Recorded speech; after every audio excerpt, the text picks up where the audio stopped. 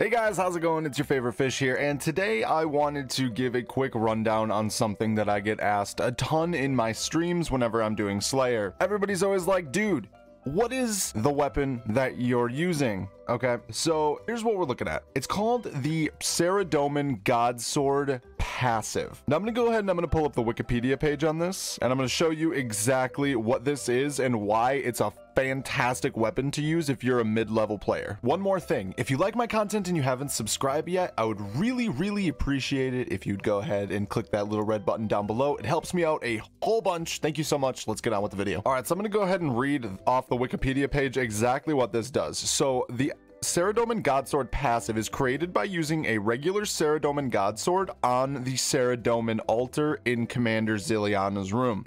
So basically, you go up in there, you set the spawn speed to super slow or something like that. You run over, you use the item on the altar, and then it will turn into a passive, untradeable version. Now, to my knowledge, you can switch this back if you ever want to sell it, but that's not the point of this video. So what happens then is the passive or the special effect of this weapon, the special attack, is automatically turned into a passive effect. So what this means is that it has a 25% chance of activating upon a successful hit, healing 3% of your maximum life points and recovering 3% of your maximum prayer points with each successful hit. So essentially what this means is that you are going to be healing and restoring prayer points 25% of your hits. So in situations where you're dealing with a lot of AoE enemies, like on Slayer tasks such as Abyssal Demons, Corrupted Creatures, Soul Devourers, just to name a few, this thing can keep you alive really long and negate a lot of your prayer drain, and I'm going to show you this in action right now. I want to note that I do have this augmented with Precise 5. I've had this weapon for literally forever, so the perks on it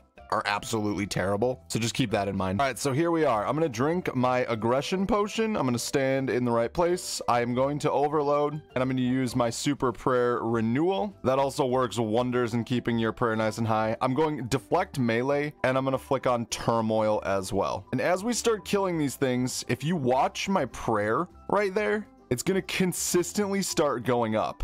25% of my hits are going to restore my prayer. So right there, I just jumped basically back to full. You can also watch my life points down here. They're basically staying the same, and I'm not soul splitting. I'm not using vampirism aura. I am strictly using the Saradomin Godsword passive version. This weapon is an absolute game changer, especially if you can't afford something like a lance and vampirism auras or vampirism scrimshaws. The sustainability that this thing has is incredible. Now, I do want to note that from time to time, you are going to take a lot of damage. It has a 25% chance, which doesn't mean that it's a guarantee. So in that case, I usually bring along just a couple extra food. I've also got a few prayer restore potions. You can use prayer potions, super restores, what have you. But I would say most of the time, this is all that I need. And like I said, I can do Abyssal Demons with this. I can do Soul Devourers. Usually those hit a little harder, so I upgrade my armor.